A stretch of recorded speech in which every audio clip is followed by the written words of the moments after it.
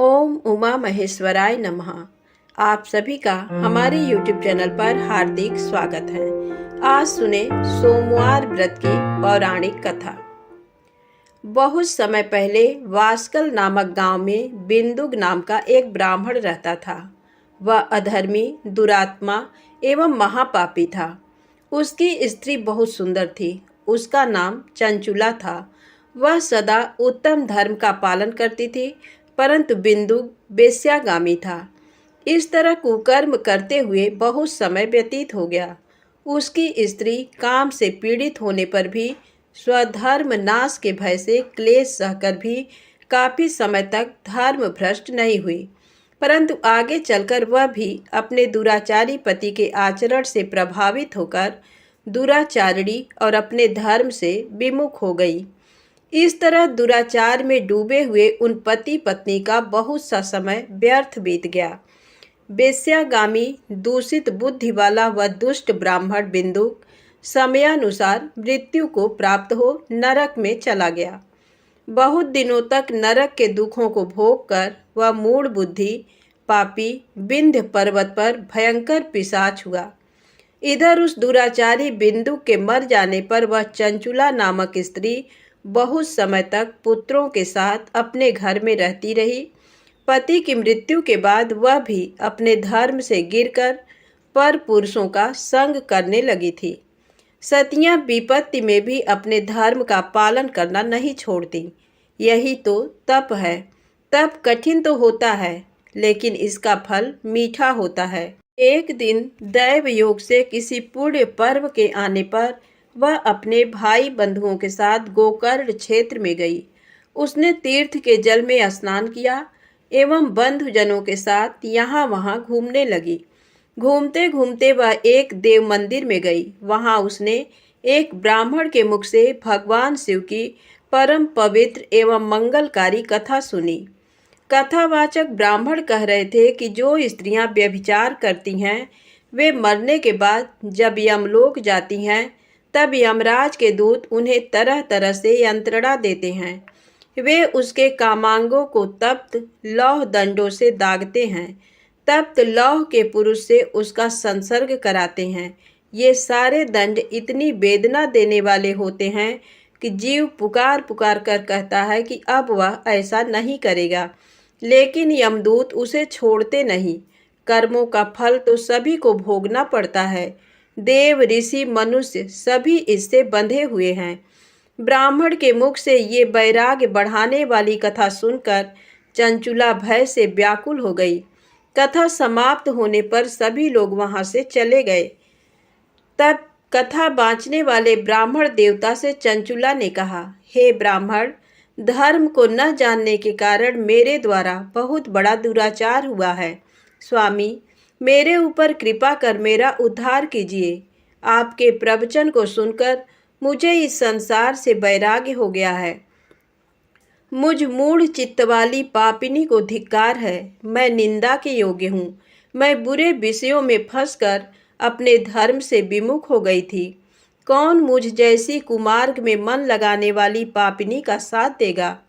जब यमदूत मेरे गले में फंदा डालकर मुझे बांधकर ले जाएंगे और नरक में मेरे शरीर के टुकड़े करेंगे, तब मैं कैसे उन महायातनाओं को सहन कर पाऊंगी? मैं सब प्रकार से नष्ट हो गई हूँ, क्योंकि अभी तक मैं हर तरह से पाप में डूबी रही हूँ। हे ब्राह्मण, आप मेरे गुरु हैं। आप ही मेरे माता पिता हैं। मैं आपके शरण में आई हूँ। मुझ अबला का अब आप ही उद्धार कीजिए। इस प्रकार विलाप करती हुई चंचुला ब्राह्मण देवता के चरणों में गिर पड़ी। तब ब्राह्मण ने उसे कृपा पूर्वक उठाया और इस प्रकार कहा, नारी, तुम सौभाग्यशाली हो जो भगवान शंकर की कृपा से तुमने वैराग्यपूर्ण ये कथा सुनी। कथा सुनकर समय से अपनी गलती का एहसास कर लिया है। तुम डरो मत और भगवान शिव की शरण में जाओ। उनकी परम कृपा से तुम्हारे सभी पाप नष्ट हो जाएंगे। मैं तुम्हें भगवान शिव की कथा सहित वह मार्ग बताऊंगा जिसके द्वारा तुम्हें सुख देने वाली उत्तम गति प्राप्त होगी।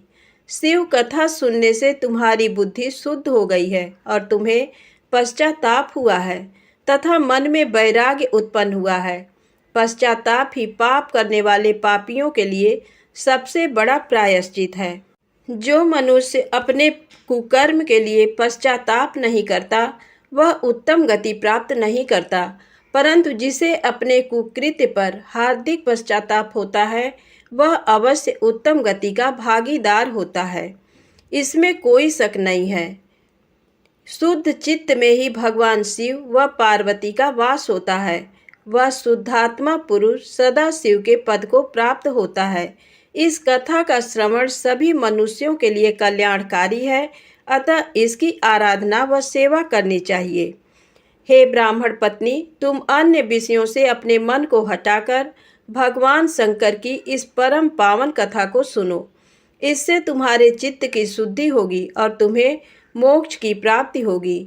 जो मनुष्य निर्मल हृदय से भगवान शिव के चरणों का चिंतन करता है उसकी एक ही जन्म में मुक्ति हो जाती है। ये कहकर वे ब्राह्मण चुप हो गए। उनका हृदय करुणा से भर गया।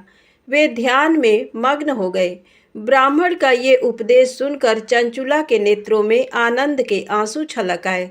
वह हर्ष भरे हृदय से ब्राह्मण देवता के चरणों में गिर गई और हाथ जोड़कर बोली, मैं कृतार्थ हो गई। हे ब्राह्मण, शिव भक्तों में श्रेष्ठ स्वामीन, आप धन्य हैं। आप परमार्थदर्शी हैं और सदा परोपकार में लगे रहते हैं। साधो, मैं नरक के समुद्र में गिर रही हूँ, कृपा कर मेरा उद्धार कीजिए। जिस पौराणिक व अमृत के समान कथा की बात आपने की है उसे सुनकर ही मेरे मन में वैराग्य उत्पन्न हुआ है। उस अमृतमयी कथा को सुनने के लिए मेरे मन में बड़ी श्रद्धा हो रही है। कृपया आप मुझे उसे सुनाइए। कथा सुनने की इच्छा मन में लिए हुए चंचुला उन ब्राह्मण देवता की सेवा में वहीं रहने लगी। उस गोकर्ण नामक महाक्षेत्र में उन ब्राह्मण देवता के मुख से चंचुला भगवान शिव की भक्ति, ज्ञान और वैराग्य बढ़ाने वाली और मुक्ति देने वाली परम उत्तम कथा सुनकर कृतार्थ हुई। उसका चित्त शुद्ध हो गया। वह अपने हृदय में शिव के सगुण रूप का चिंतन करने लगी। वह सदैव शिव के सच्चिदानंदमय स्वरूप का स्मरण करती थी। तत्पश्चात अपना समय पूर्ण होने पर चंचुला ने बिना किसी कष्ट के अपना शरीर त्याग दिया। उसे लेने के लिए एक दिव्य विमान वहां पहुंचा। ये विमान शोभा साधनों से सजा था एवं शिवगणों से सुशोभित था। चंचुला विमान से शिवपुरी पहुंची। उसके सारे पाप धुल गए। वह दिव्यांगना हो गई। वह गौरांगी देवी मस्तक पर अर्धचंद्र का मुकुट व अन्य दिव्य आभूषण पहने शिवपुरी में पहुंची। वहां उसने सनातन देवता त्रिनेत्रधारी महादेव शिव को देखा। सभी देवता उनकी सेवा में भक्तिभाव से उपस्थित थे। उनकी अंग कांति करोड़ों सूर्यों के समान प्रकाशित हो रही थी। 5 मुख और हर मुख में 3 नेत्र थे। मस्तक पर अर्धचंद्राकार मुकुट शोभायमान हो रहा था। कंठ में नील चिन्ह था। उनके साथ में देवी गौरी विराजमान थी जो विद्युत पुंज के समान प्रकाशित हो रही थी। महादेव जी की कांति कपूर के समान गौर थी। उनके शरीर पर श्वेत वस्त्र थे तथा शरीर श्वेत भस्म से युक्त था। इस प्रकार भगवान शिव के परम उज्जवल रूप के दर्शन कर चंचुला बहुत प्रसन्न हुई। उसने भगवान को बारंबार प्रणाम किया और हाथ जोड़कर प्रेम, आनंद और संतोष से युक्त हो विनीत भाव से खड़ी हो गई। उसके नेत्रों से आनंदाश्रुओं की धारा बहने लगी।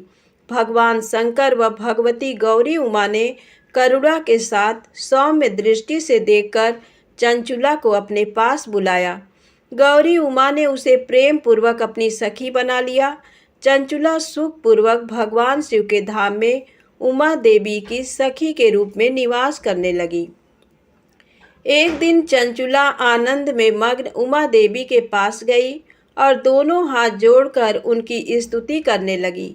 हे गिरिराज नंदिनी, स्कंद माता उमा, आप सभी मनुष्यों एवं देवताओं द्वारा पूज्य तथा समस्त सुखों को देने वाली हैं। आप शंभु प्रिया हैं। आप ही सगुणा और निर्गुणा हैं। हे सच्चिदानंद स्वरूपिणी, आप ही प्रकृति की पोषक हैं। हे माता, आप ही संसार की सृष्टि, पालन और संहार करने वाली हैं। इस प्रकार सद्गति प्राप्त चंचुला देवी की स्तुति कर शांत हो गई। उसकी आंखों में प्रेम के आंसू उमड़ आए।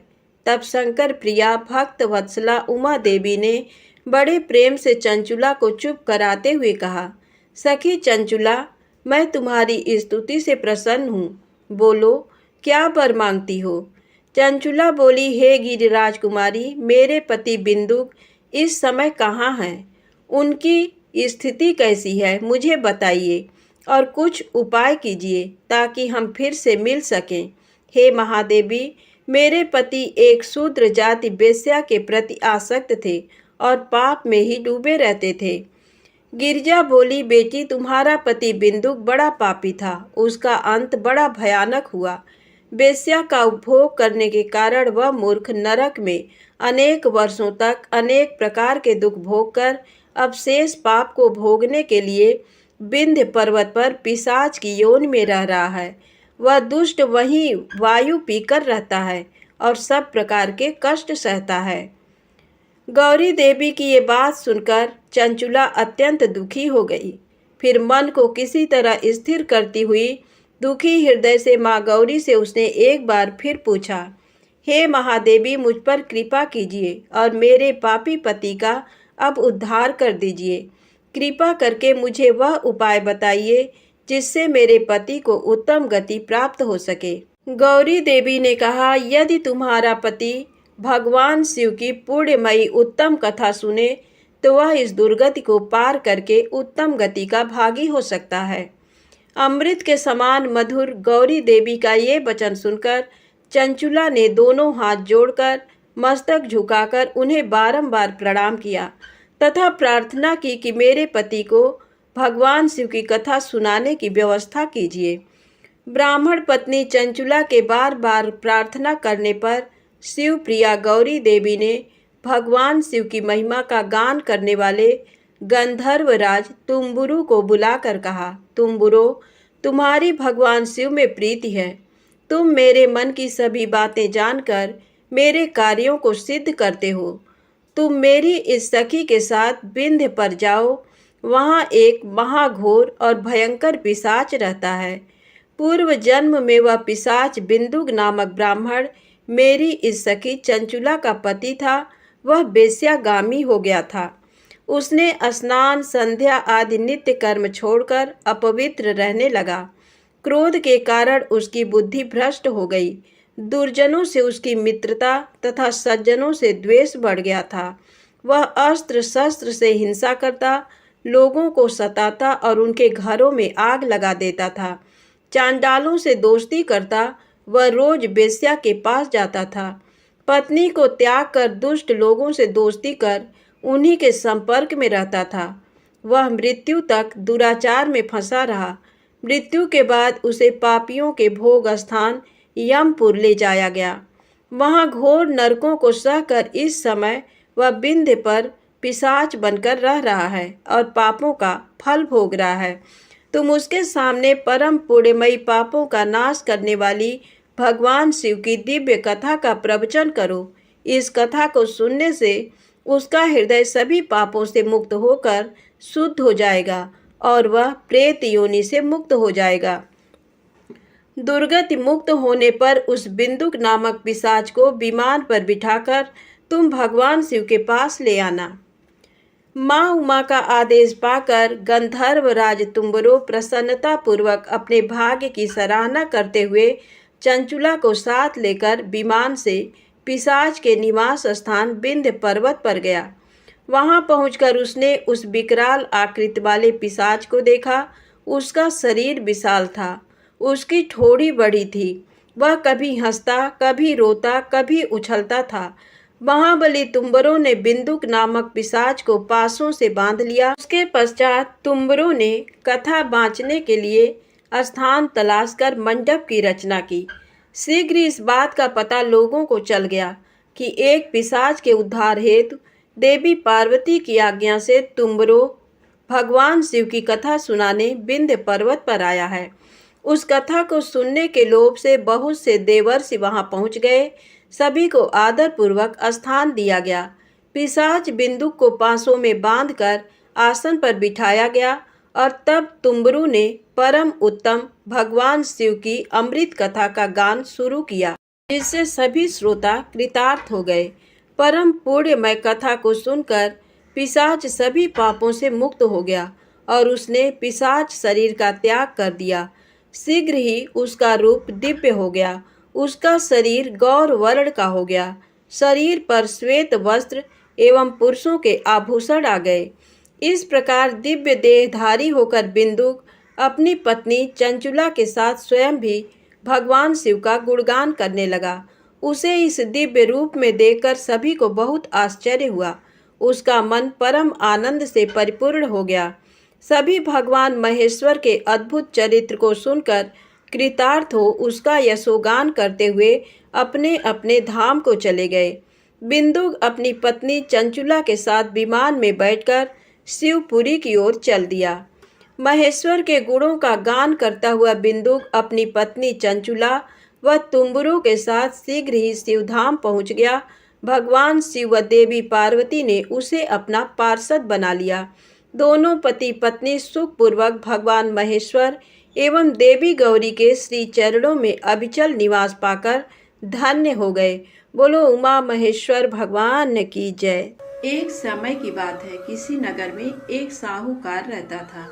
उसके घर में धन की कोई कमी नहीं थी, लेकिन उसकी कोई संतान नहीं थी। इस कारण वह बहुत दुखी था।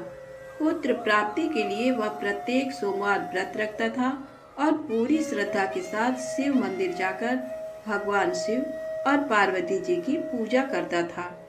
उसकी भक्ति देखकर एक दिन माँ पार्वती प्रसन्न हो गई और भगवान शिव से उस साहूकार की मनोकामना पूर्ण करने का आग्रह किया।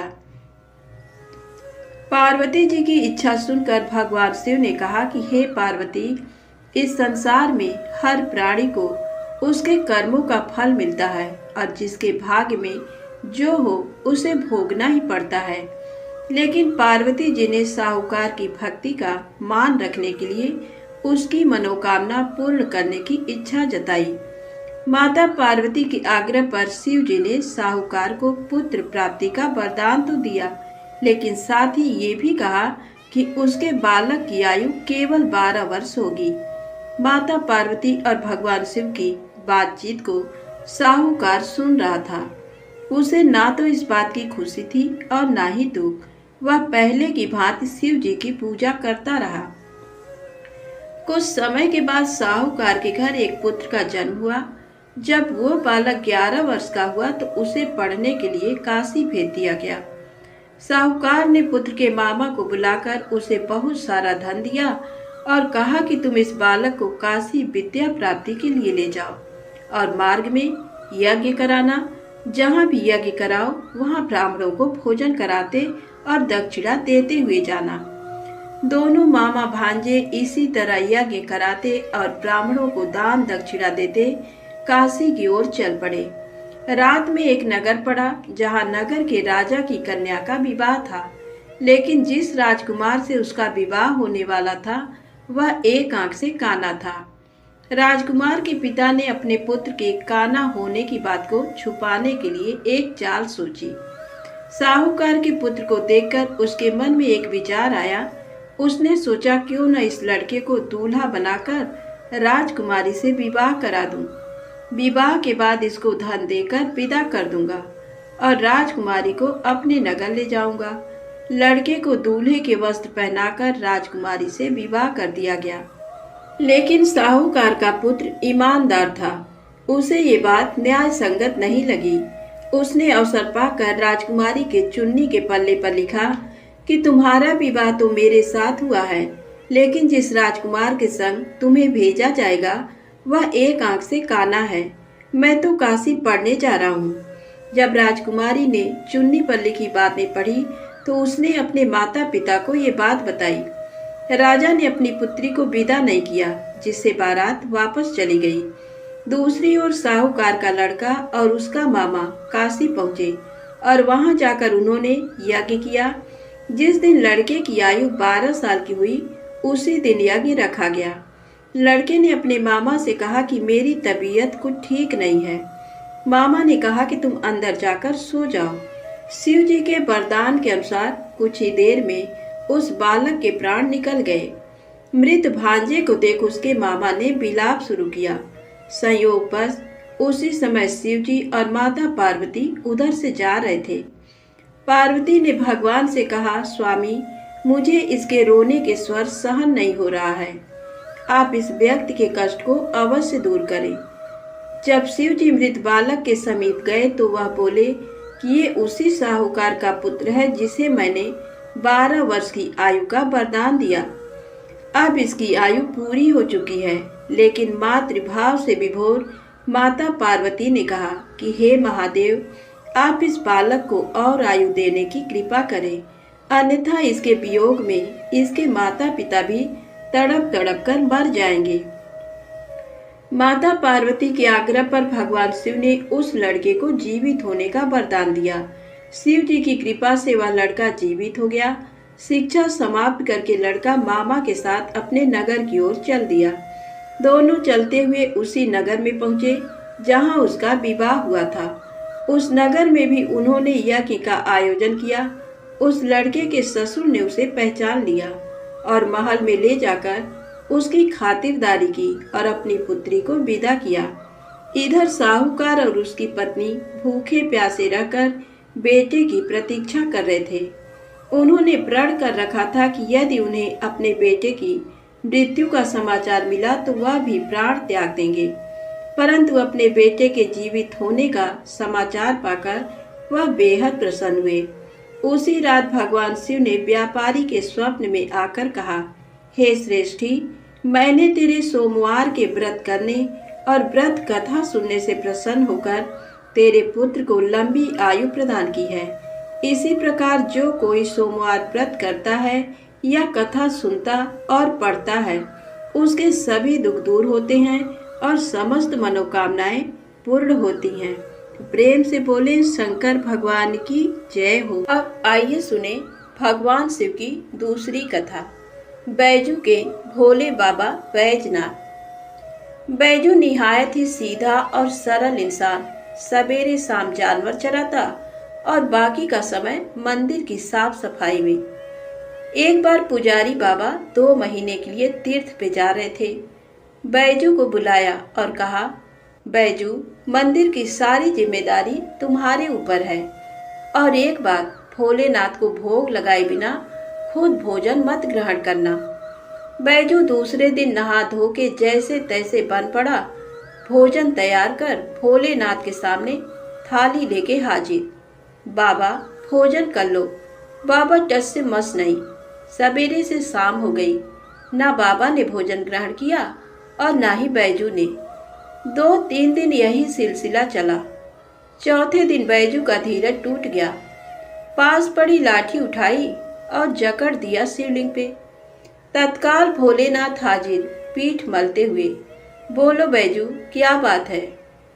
बैजू बोला, 4 दिन से तुम्हारे चक्कर में बिना कुछ खाए पिए गुहार लगाए रहे हैं, सुनाई नहीं पड़ा और लाठी जकड़ा नहीं के हाजिर। चलो भोजन करो तो हमहू कुछ खाई। बेचारे भोलेनाथ पीठ मलते चुपचाप आनंद के अतिरेक में डूबे, कच्चा पक्का जैसा भी था खाने लगे।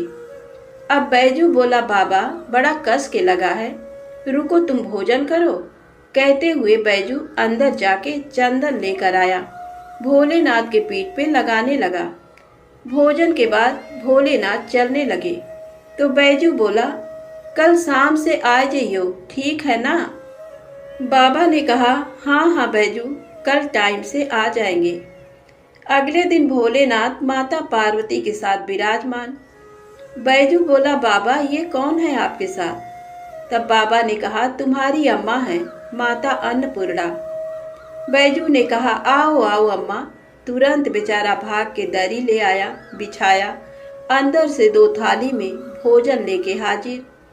बाबा ने पूछा, बैजू, तुम्हारे लिए भोजन बचा है ना? बैजू क्या बताता, बोला, हाँ बाबा, चिंता ना करो, बहुत है। आनंद में डूबे अश्रुपूरित नेत्रों से भोजन खत्म किया। तीसरे दिन फिर माता पार्वती के साथ विराजमान, वो भी समय से पहले। बैजू हकबकाया, बाबा आज इतनी जल्दी? माता पार्वती मुस्कुराई, बोली बैजू आज खाना मैं बनाऊंगी। लाख मना करने के बावजूद बैजू की एक ना चली। माता पार्वती ने भोजन तैयार किया और 3 थाली में सजा के ले आई। भोजन शुरू। बैजू ने तो जिंदगी में ऐसा स्वादिष्ट भोजन किया न था, लेकिन भगवान शिव, वही भाव व प्रेम के भूखे भोलेनाथ ने पार्वती मैया से कहा, शिवा।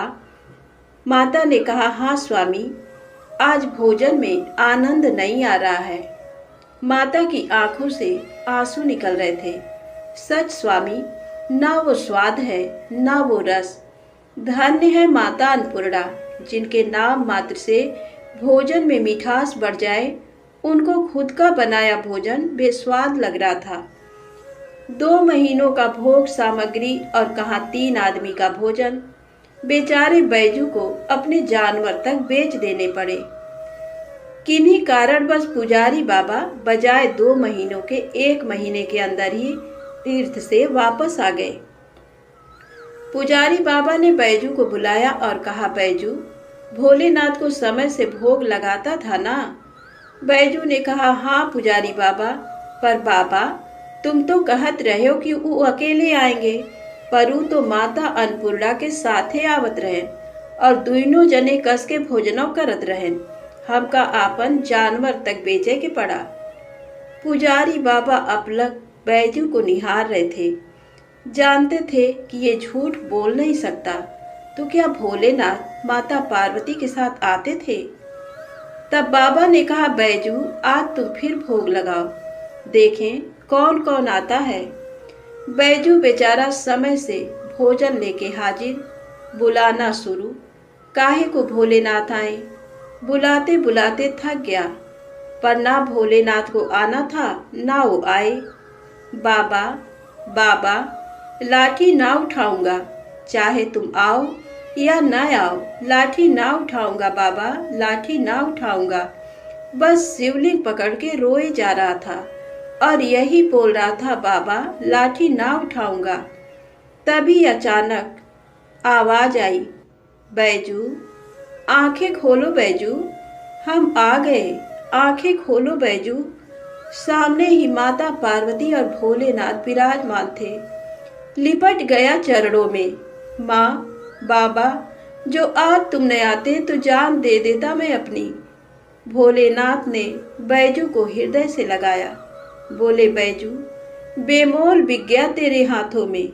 सुन, आज से मुझसे पहले लोग तेरा नाम लेंगे, फिर मेरा। आगे बैजू, पीछे नाथ, बैजनाथ। तो प्रेम से बोले, बाबा बैजनाथ जी की जय हो। भगवान शिव माता पार्वती की तीसरी कहानी। एक बार माता पार्वती ने भगवान शिव से कहा कि प्रभु, मैंने पृथ्वी पर देखा है कि जो व्यक्ति पहले से ही अपने प्रारब्ध से दुखी है, आप उसे और ज्यादा दुख प्रदान करते हैं, और जो सुख में है आप उसे दुख नहीं देते हैं। भगवान ने इस बात को समझाने के लिए माता पार्वती को धरती पर चलने के लिए कहा और दोनों ने इंसानी रूप में पति पत्नी का रूप लिया और एक गांव के पास डेरा जमाया। शाम के समय भगवान ने माता पार्वती से कहा कि हम मनुष्य रूप में यहाँ आए हैं, इसलिए यहाँ के नियमों का पालन करते हुए हमें यहाँ भोजन करना होगा। इसलिए मैं भोजन की सामग्री की व्यवस्था करता हूँ, तब तक तुम भोजन बनाओ। जब भगवान के जाते ही माता पार्वती रसोई में चूल्हे को बनाने के लिए बाहर से ईंटें लेने गई और गांव में कुछ जर्जर हो चुके मकानों से ईंटें लाकर चूल्हा तैयार कर दिया। चूल्हा तैयार होते ही भगवान वहां पर बिना कुछ लाए ही प्रकट हो गए। माता पार्वती ने उनसे कहा, आप तो कुछ लेकर नहीं आए, भोजन कैसे बनेगा? भगवान बोले, पार्वती अब तुम्हें इसकी जरूरत नहीं पड़ेगी। भगवान ने माता पार्वती से पूछा कि तुम चूल्हा बनाने के लिए इन ईंटों को कहाँ से लेकर आई? तो माता पार्वती ने कहा, प्रभु इस गांव में बहुत से ऐसे घर भी हैं जिनका रखरखाव सही ढंग से नहीं हो रहा है। उनकी जर्जर हो चुकी दीवारों से मैं ईंटें निकाल कर ले आई। भगवान ने फिर कहा, जो घर पहले से खराब थे तुमने उन्हें और खराब कर दिया। तुम ईंटें उन सही घरों की दीवार से भी तो ला सकती थी। तब माता पार्वती बोली, प्रभु, उन घरों में रहने वाले लोगों ने उनका रखरखाव बहुत सही तरीके से किया है और वो घर सुंदर भी लग रहे हैं। ऐसे में उनकी सुंदरता को बिगाड़ना उचित नहीं होता। भगवान बोले, पार्वती, यही तुम्हारे द्वारा पूछे गए प्रश्न का उत्तर है। जिन लोगों ने अपने घर का रखरखाव अच्छी तरह से किया है, यानी सही कर्मों से अपने जीवन को सुंदर बना रखा है, उन लोगों को दुख कैसे हो सकता है। मनुष्य के जीवन में जो भी सुखी है वो अपने कर्मों के द्वारा सुखी है और जो दुखी है वो अपने कर्मों के द्वारा दुखी है। इसलिए हर एक मनुष्य को अपने जीवन में ऐसे ही कर्म करने चाहिए कि जिससे इतनी मजबूत व खूबसूरत इमारत खड़ी हो जाए, कभी भी कोई भी उसकी एक ईंट भी निकालने ना पाए। प्रेम से बोले शंकर भगवान की जय हो। आइए सुने गणेश जी की कहानी। एक गांव था जिसमें एक सेठ जी अपने परिवार के साथ रहते थे। सेठ जी का गांव के पास के ही शहर में बड़ा व्यापार था। सेठ जी गणेश जी की पूजा श्रद्धा एवं विश्वास से करते थे, जिससे सेठ जी के घर में अन्न धन के भंडार सदैव ही भरे रहते थे। उनके जीवन में किसी भी प्रकार की कोई कमी नहीं थी। नित्य प्रतिदिन नियम अनुसार रोज वो नदी पर नहाने जाते और आकर गणेश जी की पूजा करते, उन्हें भोग लगाते, फिर स्वयं भोजन करते थे। ये बात सेठानी जी को अच्छी नहीं लगती थी। वो धार्मिक नहीं थी और ईश्वर में इतना विश्वास नहीं रखती थी। एक बार सेठानी जी ने सोचा कि ये इतना गणेश जी को मानते हैं, गणेश जी की पूजा करते हैं, इससे होता क्या है। आज तो देखती हूँ वो कैसे गणेश जी की पूजा करते हैं। अगले दिन जब सेठ जी नदी पर नहाने जाते हैं तो सेठानी जी गणेश जी की मूर्ति को उठाकर मूर्ति को कपड़े से ढककर बगीचे में जमीन में दबा देती हैं। जब सेठ जी नदी पर से नहाकर घर आते हैं और देखते हैं कि गणेश जी की मूर्ति तो मंदिर में नहीं है, तो वो सेठानी से पूछते हैं, गणेश जी की मूर्ति मंदिर में नहीं है, कहाँ गई। तो सेठानी जी बोलती है, मुझे नहीं मालूम, मूर्ति को घर में बहुत ढूंढते हैं उस दिन, क्योंकि वो गणेश जी को भोग नहीं लगा पाए थे। इसके लिए सेठ जी ने अन्न जल का भी त्याग कर दिया और गणेश जी से प्रार्थना करने लगे कि हे प्रभु, लगता है आप मुझसे रुष्ट हो गए हो और कहीं चले गए हो। आप अपनी कृपा दृष्टि मुझ पर बरसाइए, प्रभु मुझे दर्शन दीजिए। सेठ जी ने मन ही मन सोचा कि अब से जब तक आप मुझे मिल नहीं जाते, मुझे दर्शन नहीं दे देते, तब तक मैं अन्न जल का त्याग करता हूँ। वो दिन पूरा निकल गया। रात्रि में सेठ जी की भक्ति से प्रसन्न होकर गणेश जी भगवान ने स्वप्न में भगवान एक छोटे से चूहे के साथ खेल रहे होते हैं और चूहे को खाने को लड्डू देते हैं।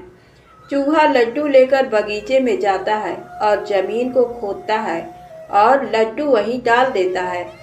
अचानक सेठ जी की नींद खुल जाती है। सेठ जी बगीचे में जाते हैं और वहीं खोदते हैं जहां उन्होंने सपने में देखा था, और वहीं से उनको थोड़ी सी जमीन खोदने पर कपड़े में लिपटे हुए गणेश जी की मूर्ति मिलती है। सेठ जी गणेश जी की मूर्ति की पूजा करके उनको यथास्थान स्थापित करते हैं और सेठानी के पूछने पर सारा वृत्तांत उन्हें सच सच बताते हैं। बात को जानकर सेठानी जी को आश्चर्य होता है और सेठानी जी मन ही मन श्रद्धा एवं विश्वास से गणेश जी भगवान की भक्त बन जाती हैं और सेठ जी से कहती हैं कि मुझसे बड़ा भारी अपराध हो गया है। अब हम दोनों पति पत्नी प्रेम सहित गणेश जी भगवान की आराधना करेंगे एवं उनकी पूजा में कभी कोई कमी नहीं आने देंगे। ये सुनकर सेठ जी अत्यधिक प्रसन्न हो जाते हैं और दोनों पति पत्नी गणेश जी भगवान को धन्यवाद करते हैं। प्रेम से बोलें गणेश जी महाराज की जय हो। आपको कथा अच्छी लगी हो तो प्लीज़ लाइक अवश्य करें, चैनल को सब्सक्राइब करें, ज़्यादा से ज़्यादा शेयर करें। जय माता दी, जय भोलेनाथ।